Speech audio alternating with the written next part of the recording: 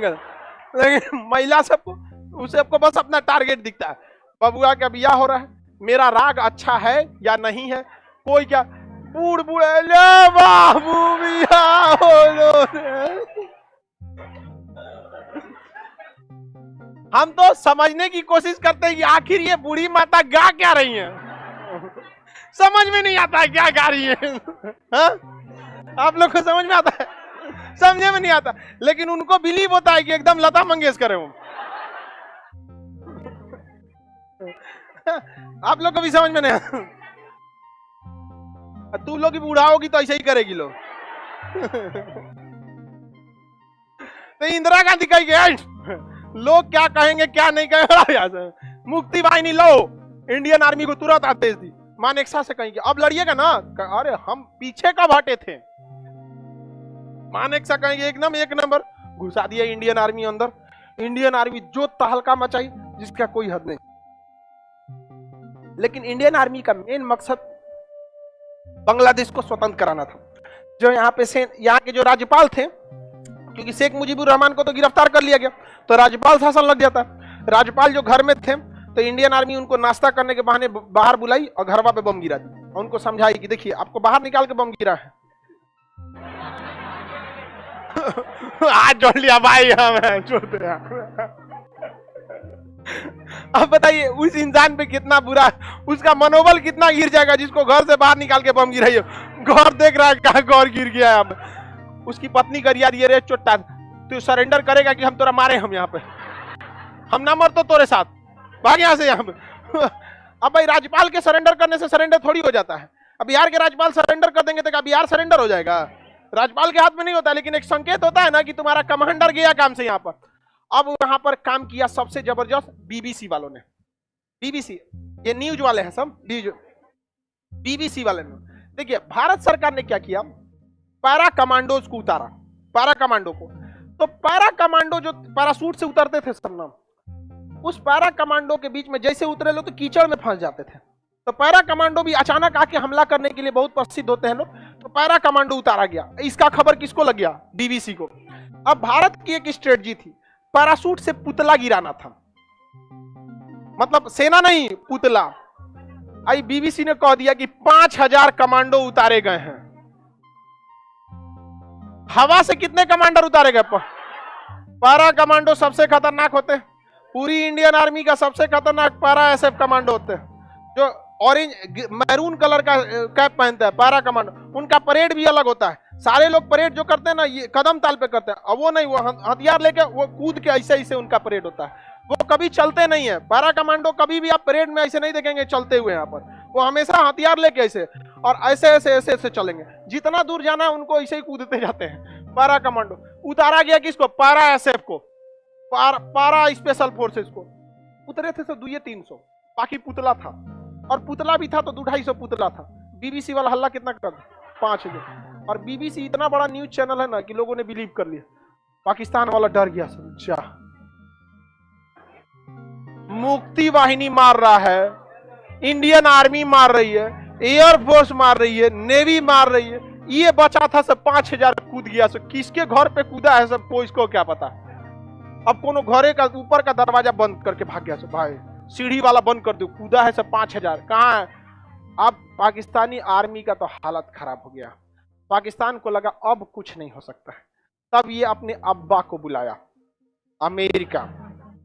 America को कहा कि हमारी जान बचा लीजिए। आपको जहां सेना का अड्डा कहना होगा हम यहां दे देंगे, यहां दे देंगे। आपका मन आप हमारे घरे में रहिएगा, हमारे ससुराल में रह जाइएगा, कोई दिक्कत नहीं है। आपका मन करे तो आप जहां मन वहां रहिएगा, हमको कोई दिक्कत नहीं है। हम अपनी पत्नी वाला भी आपको कमरा दे देंगे, चल जाइए।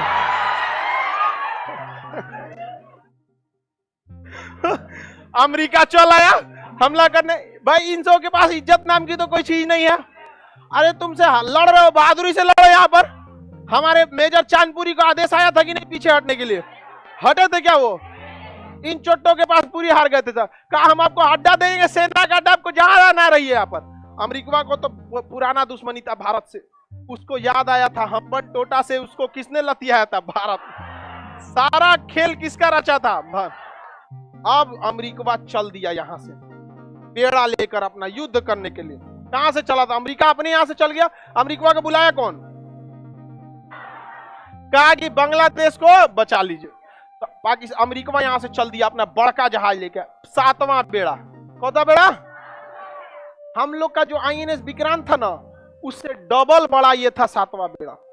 इतना बड़ा जहाज था कि इसके ऊपर 40 ठो उड़ने वाले जहाज आते थे। इसके में परमाणु बम था, परमाणु बम लगा हुआ था। किसमें? 7वां बेड़ा में। और इसके साथ पनडुब्बी, डिस्ट्रॉयर, फ्रिगेट, मतलब ये जब चला था तो अपने साथ 30 से 35 पानी वाली जहाजों को लेके चला था। ये अकेले चलता ही नहीं था, इतना खतरनाक। चल दिया 7वां बेड़ा लेके यहाँ पर। अब भारत का हालत खराब। ये अकेले युद्ध का गेम पलट देता। पूरे इराक को ये अकेले हरा दिया था 7वां बेड़ा, अकेला गेम पलट देता इसके परमाणु बम से लेकर। और दूसरा एक बात और होता है ना, देखिए गांव का बहुत बड़ा दबंग आदमी आपको एक तमाचा मारेगा ना, तो आप बस कंप्रोमाइज करिएगा, आप पलट के उसको नहीं मारते हैं। और ये सबसे बड़ी गलती हो जाती है। पलट के मजबूत इंसान को कभी नहीं मारना चाहिए। अब मारना चाहिए तो एक बार में उठना नहीं चाहिए। वो एक बार में अगर उठना नहीं चाहिए उसको, कभी भी नहीं, कितना भी बड़ा रहे यहाँ पे, एक बार में उठना नहीं चाहिए। कहियो कुछ मार दो ससुरात, लेकिन एक बार में। भारत ने कहा कि कुछ भी हो जाए 7वां बेड़ा आओ। मानते हैं कि नहीं लड़ पाएंगे तुमसे, क्योंकि हमारी पास उस समय टेक्नोलॉजी नहीं। मारेंगे तो तुमको हम पक्का। ये चोट्टा अमेरिका ब्रिटेन को भी बुला लिया, चल चल चल मारे के हो लोग, चल चल चल चल। फ्रांस को भी बुला लिया, चल चल चल भारत के मारे को। आई चोट्टा आ गया सब। आज ये मोदी जी को बर्गर खिला रहा है सब, समझ में आ गया कि नहीं? पिज्जा खिलाता है सब। लेकिन ये चोट्टे मारने आए थे सब हम लोग को।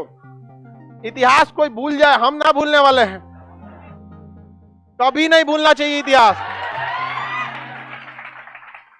ये हम मानते हैं कि हम लोग भी लिट्टे का मतलब हुआ था, युद्ध में सब कुछ दिया जाता, लेकिन अमेरिका भी शरीफ नहीं है। युद्ध में कोई अंतरराष्ट्रीय रिलेशन में हम लोग को देश देखना है, शराफत नहीं। समझ गए ना? आई सब आया था सब मिल के मारने। इंदिरा गांधी के तो हालत खराब हो गया। इन्होंने कहा रसिया को, याद है कुछ? गइलो हमारा हालत खराब। ये सब लेके आई चोट्टा बहुत कमीना होता है सब। पहले अमेरिका आएगा, फिर ब्रिटेन आएगा, फिर फ्रांस आएगा, उसके 29 देश आ जाएंगे सब नाटो सेना लेकर। अब बताइए 29 देशों से एक आदमी अकेले लड़ पाएगा? वो भी भारत जैसा उस समय 1971 में विकासशील देश, हमारे पास कुछ भी नहीं था उस समय, फैक्ट्री तक बढ़िया से नहीं थे। रूस ने कहा कोई दिक्कत नहीं, टेंशन न, हम भी भेजते। इसने भेज दिया अपना 40वां बेड़ा। 40वां बेड़ा आके हिंद महासागर में लग गया। 40वां बेड़ा के साथ जितने भी पनडुब्बियां थी, इसने उस समय 8-9 गो पनडुब्बी भेजा था, और हर पनडुब्बी में परमाणु हथियार थे सर। पनडुब्बी को रूस ने जानबूझ के पानी के ऊपर ले आ दिया कि देखो यहाँ पे, चारों ओर से सजा दिया, जहाज वहाज सब सजा दिया यहाँ पर। और विक्रांत को कहा कि निकलो अब तुम, कहां से? अंडमान निकोबार, मारो इसको धा के। अब भारतीय सेना पूरा समझ जाइए कि सुपर ओवर खेलने के लिए तैयार थी। इंडियन आर्मी चारों ओर से घेर ली, एयरफोर्स चारों ओर से घेर ली, नेवी घेर ली। इसने कहा कि हम गारंटी लेते हैं कि चोट्टा में से एक वो अंदर नहीं आएगा, बाकी तुमको धोना है तो धो दो। इंदिरा गांधी मानेकशा से कहीं सुन रहे हैं ना? मानेकशा कहा कि आपको सुनाने की जरूरत नहीं, काम चालू है, वर्क ऑन प्रोग्रेस। इतना मार मारा गया बांग्लादेशियों को जिसका कोई हद नहीं। और यहां आके खड़ा हो गया कौन सा? 40वां। अमेरिका यहां पहुंच गया, इसका बेड़ा 7वां बेड़ा। सोचा इधर से निकले तो इधर आ जा रहा था, सोचा इधर से निकले तो इधर आ जा रहा। नहीं, अझुराने का तरीका, आओ तो ना देख लेते, चल तो तनी नहीं गांव में तो जो तो हमारी खेत में तन जेबी यहाँ आओ तो देखते हैं। अब इसके ऊपर मिसाइलें तैनात थी, ऑटो एयर डिफेंस की मिसाइलें। इसके पास जो एयर डिफेंस S-400 अभी भी कितना तगड़ा, कोई आता है S-400 के आगे? कोई नहीं। इसने अपने एयर डिफेंस को एक्टिवेट कर दिया, और वो एयर डिफेंस इतना खतरनाक था कि 400 किलोमीटर के दायरे में कोई भी आएगा ना, तो जहाज के कैप्टन को वार्निंग दे देगा कि आ गए हैं एक आदमी नाश्ता के लिए। 400 किलोमीटर दूर पहले कैप्टन को बता देगा कि खाना पीना छोड़ो, लग जाओ। और अगर 300 किलोमीटर तक आ गया तो पूरे जहाज पे वार्निंग बजा देगा, पूरा सायरन बजा देगा कि आ गया है कोई, 300 किलोमीटर दूर है। 200 किलोमीटर पे रहेगा तो सीधा खबर भेज देगा मॉस्को कि चोट्टा कुछ नहीं किया है अभी तक। हम उसको 400 किलोमीटर से वार्निंग दे रहे हैं, अभी तक क्या नहीं किया यहाँ पे। और 100 किलोमीटर के दायरे में आएंगे तो कहेगा भाड़ में जाओ, मार देते कूदे। रूस ने पूरे अपने एयर डिफेंस को एक्टिवेट कर दिया और अमेरिका को बता दिया कि दम है तो आ जाओ। अमेरिका 400 किलोमीटर दूर से कह रहा था वापस चल जाओ, ठीक नहीं होगा। वापस चल जाओ, ठीक नहीं होगा। कहा, अमेरिका ने कहा कि हमारे पास 150 से ज्यादा परमाणु हथियार लेके आए हैं, छोड़ेंगे नहीं भारत को इस बार। हमेशा श्रीलंका समझाएगा, श्रीलंका से भगा दिया, नेपाल से भगा दिया, अब की नहीं जाएंगे हम, हमारे पास 150 से ज्यादा परमाणु हथियार है। रूस ने कहा कि जब हम चले थे तो हमें बहुत जल्दबाजी थी, इसलिए हम गिनती नहीं किए, लेकिन लगभग 300 से ज्यादा है। कहा कि हम गिने नहीं है, लेकिन 300 से ज्यादा। गिनती चालू थी 300 के बाद, अगर हम गिने नहीं, जल्दी में आना था। हमको इस सब का धमकी मत देना, बहुत महंगा पड़ेगा। तो इंग्लैंड कहा था, sorry we are late, we should return, you should return और you must have to return, तुम्हें लौटना ही होगा। चल गया ब्रिटेन, चल गया। यहाँ पे ब्रिटेन को एहसास हो गया था कि 1857 नहीं है, देश आजाद हो चुका है।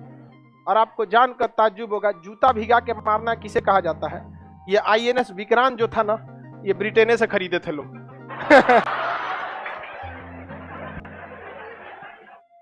भर रास्ता अमेरिका ब्रिटेन को गरियाया था। तोरा बेचला बिना जरूरत था, काहे बेचा रहे तुम उसको? भर रास्ता गरियाया था। What will I do, I don't know the what will happen in future. ओकरा कौन जी पता फ्यूचर में क्या हो जाएगा। अब जाओ तुम यहां से। अब यहां से जब ये लोग चल गए, 1.5 महीना बाद गया था रूस यहां से, 1.5 महीना तक लंगर डाल के खड़ा था। इसलिए हमेशा याद रखिएगा, 2 नए दोस्त से अच्छा एक पुराना दोस्त होता। और आज भी हम लोग हमेशा खड़े रहते हैं रूस के लिए। और अंदर तबाही मचाया था कौन? विक्रांत। विक्रांत खरीदा कहां से गया था?